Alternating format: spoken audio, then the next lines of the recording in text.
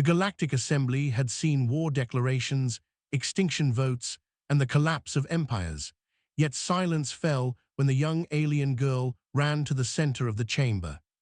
She was small for her species, crested head feathers trembling, eyes wide with terror and fury. Her voice cut through translators and protocols alike as she shouted a single forbidden truth. Wearing human are predators, not prey. Laughter rippled through the delegates. Humans were classified as fragile endurance mammals, weak claws, blunt teeth, no venom, no natural weapons. They survived through cooperation and tools, or so the charts claimed. The girl slammed her hands against the obsidian floor, demanding attention. "You think predators must look like monsters," she cried. "You think hunters always bear fangs. But the dead do not argue classifications." Her name was Sira of the Violian Fringe, a junior cultural observer assigned to a human colony.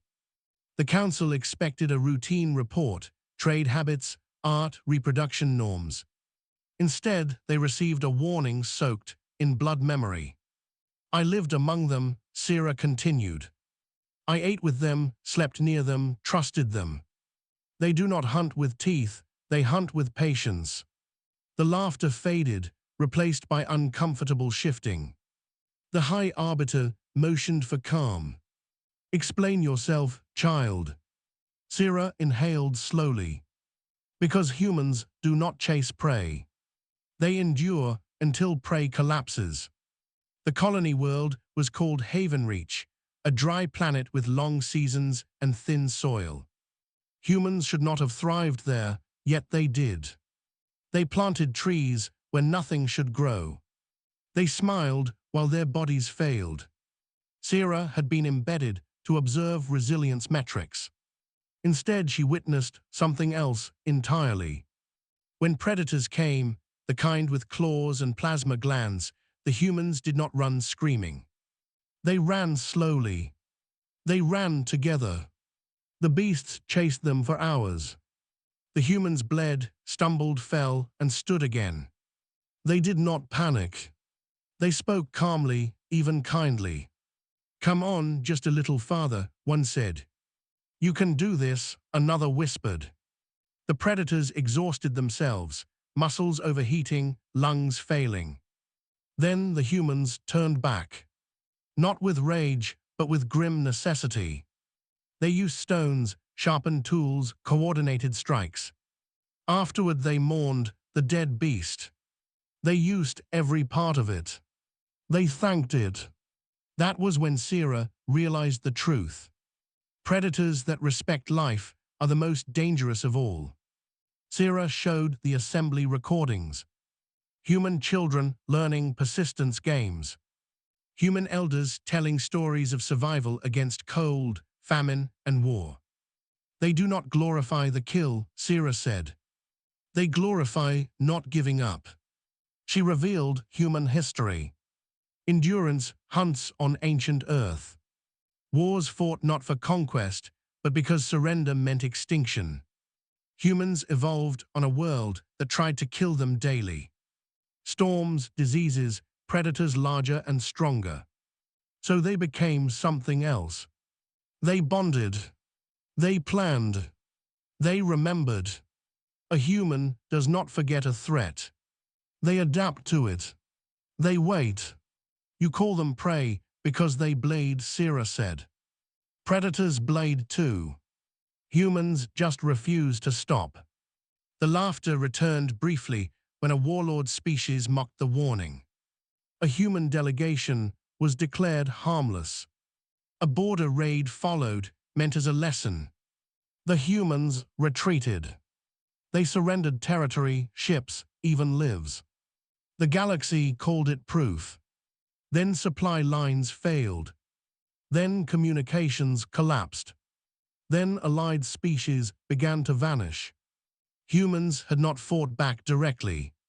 They disrupted, adapted, endured. They turned the warlord's strength into a weakness. Years later, the warlord empire starved, fractured, and fell. No final battle.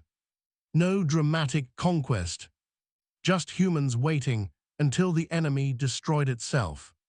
Sira stood before the assembly once more.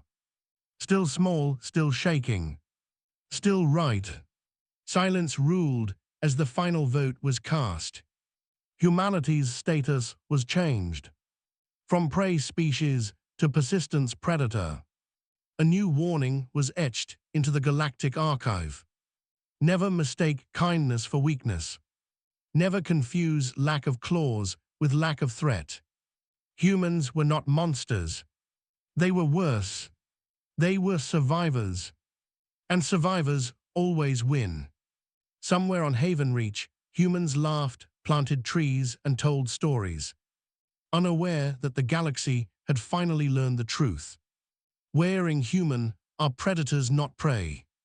The galaxy did not change overnight. It never did. Fear spread slowly, like frost creeping across metal. Trade routes adjusted first. Human ships were given wider berth. Not out of hatred, but caution. Admirals reread old encounter logs. Diplomats rewrote first contact protocols. Historians quietly reclassified dozens of extinct civilizations. Patterns emerged. Species that hunted humans vanished. Species that allied with humans thrived. This disturbed the galaxy far more than war ever had. Sira was older now, her crest feathers streaked with pale silver. She taught at the Academy of Xenopsychology. Her lectures were always full. She did not dramatize. She did not exaggerate. She simply showed timelines. Every major galactic catastrophe intersected with humanity at one point. And humanity always walked away breathing. They do not seek dominance, Sira told her students. They do not crave extinction. But if forced into a corner, they will endure long enough to become inevitable. A student once asked why humans never announced their victories. Sira paused before answering. Because to humans, survival is not triumph, it is normal. Beyond the core systems, new threats emerged. The Carthax swarm devoured ecosystems whole. A species of living fleets feeding on stars and worlds alike. They had erased 3 sectors before the assembly reacted. Armadas were shattered. Energy weapons failed. The swarm adapted faster than any predator the galaxy had faced. They learned weapon frequencies in minutes. They bred countermeasures in hours. Desperation returned to the assembly chamber. Eyes turned toward the empty human seats. Humans had withdrawn from galactic politics years earlier. Not in anger, in patience. They were farming marginal worlds, studying biology, listening. A vote was proposed. Then another. Finally, a request was sent. Not a demand. Not an order. A plea. The human response came 3 days later. No fleet movements. No threats. Only a single message broadcast on open channels. We see it. We are working on it. The swarm reached the edge of human-controlled space shortly after. Sensors recorded no resistance. No fleets. The swarm advanced confidently, consuming planets left intentionally barren, burning energy on worthless targets. Weeks passed, then months. The swarm began to slow. Its expansion pattern faltered. Internal conflicts emerged. Unknown pathogens spread through its biomass. Tailored viruses, adaptive and evolving. Designed not to kill quickly, but to exhaust. Human probes followed at a distance. Never engaging directly. Always learning. The swarm attempted to adapt. But each adaptation cost energy. Each mutation reduced efficiency. The humans waited. Sierra watched the data streams in silence. This was familiar, painfully familiar. Endurance predation on a galactic scale, she whispered. When the swarm finally turned its attention fully toward humanity, it was already starving. Human defenses activated then. Simple, layered, relentless. Automated drones harassed the swarm constantly. Never enough to provoke full retaliation. Always enough to deny rest. The swarm burned itself out. Cells collapsing. Networks fragmenting.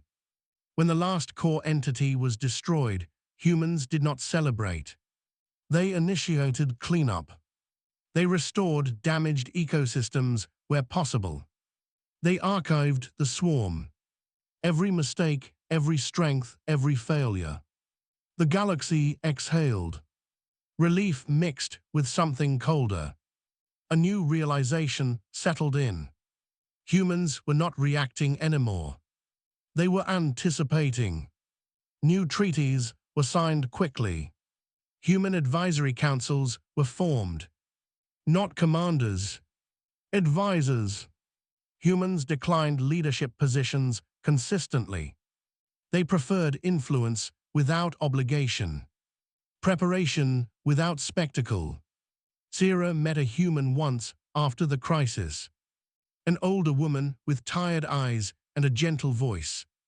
"You saved us all," Sierra said. The human shook her head. "We just did what we always do."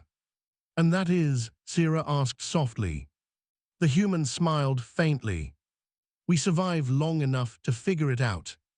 In the years that followed, young species studied humans closely. They mimicked endurance training, cooperative problem solving, long-term planning. None succeeded fully, because endurance was not a technique. It was a mindset forged by suffering. The Galactic Archive added a final amendment to the warning.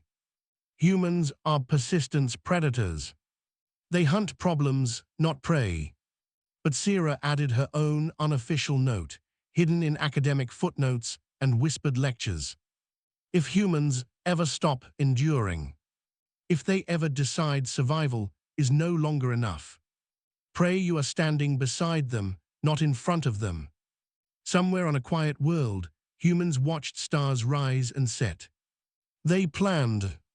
They rested. And the galaxy, wiser now, learned to leave them in peace. Wearing human are predators, not prey. For generations after the swarm fell, the galaxy knew peace. Not harmony, not unity, but distance. Humans were given space. Borders respected. Warnings obeyed.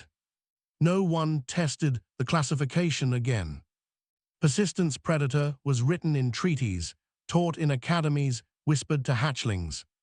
Until the Void Choir arrived. They did not invade with fleets. They did not burn worlds. They sang. The Void Choir were not creatures of flesh alone.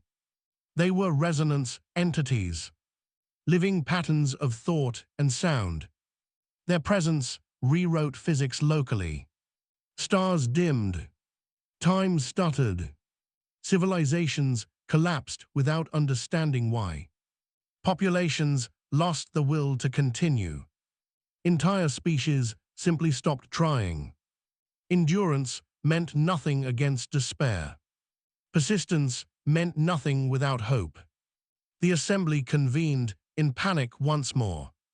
Sierra was ancient now, supported by grav harnesses. Her voice thin but unbroken. "This is different," they told her. "Humans cannot outweight despair." Sierra closed her eyes. "Humans do not endure because they hope," she said. "They hope because they endure." The choir reached the edge of human space silently. No warning shots. No demands. Human sensors detected harmonic instability weeks in advance. Settlements were evacuated calmly. Archives copied redundantly. No fear broadcasts leaked. No mass panic erupted. Instead, something unprecedented happened. Human signals changed. They grew louder, more unified. Music spread across human networks. Old songs, work chants, lullabies, marching rhythms. The galaxy listened in confusion as humanity sang back. Not in defiance, not in anger, in stubborn affirmation. We are still here. We are still trying. The void choir pressed harder. Their resonance deepened. Despair rolled outward like a tide. Allied species near human space began to falter. Morale collapsed. Suicides spiked. Human vessels moved then. Not warships. Hospitals. They broadcast stories. Shared memories. Recorded failures survived. They reminded the galaxy of loss endured and continued existence afterward. Sierra watched the feeds with tears she no longer tried to hide. They are weaponizing meaning, she whispered. The choir adapted. They amplified nihilism. They stripped emotion to cold silence. Human responses shifted again. Messages became simpler, more primal. Breathing rhythms, heartbeats, footsteps on soil. Proof of life reduced to fundamentals. The choir recoiled. Resonance destabilized when confronted with persistence without narrative. Endurance without justification. Humanity advanced slowly. World by world. Signal by signal. They did not attack the choir directly. They denied it effect. Without despair to feed on, the choir weakened. Their harmonics fractured. Their unity dissolved. For the first time in recorded history, the void choir retreated. The galaxy celebrated prematurely. Sierra did not. She requested a final audience with the assembly. Carried in on a platform, voice barely audible. Humans have changed, she warned. They are no longer only enduring. A delegate scoffed. They sang, that is all. Sierra's eyes hardened. No, they chose. Human records showed the truth. Internal debates lasting days. Philosophical councils arguing survival thresholds. For the first time, humans had asked a forbidden question. What if waiting is no longer enough? The answer had been unanimous. If existence itself is threatened, we will not just endure. We will end the threat permanently. Humanity followed the choir beyond known space. Not chasing, tracking. They mapped resonance origins, found the choir's cradle dimension, a reality sustained entirely by borrowed despair. Humans did not invade it immediately. They studied. They prepared. Then they did something no species had ever attempted. They introduced silence. Not absence of sound. Absence of reaction. Autonomous probes entered the dimension emitting nothing. No emotion. No fear. The choir starved.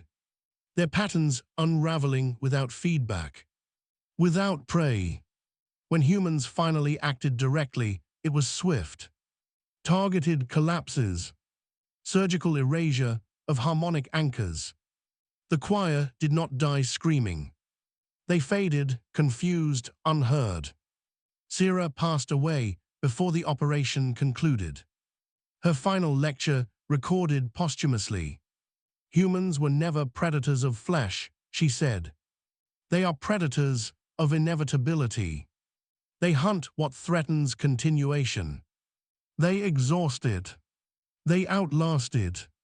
And now, they end it. The galaxy rewrote its final warning. Engraved not in archives, but in culture. Do not push humans to decide. Because once they stop waiting, there is nothing left to negotiate. Somewhere on a quiet human world, children learned songs older than spaceflight. They ran until exhausted, then stood up again. They did not know they had saved the galaxy. They only knew one truth, passed down without drama. Keep going. And far away, in the silence beyond stars, nothing sang back. Wearing human are predators, not prey.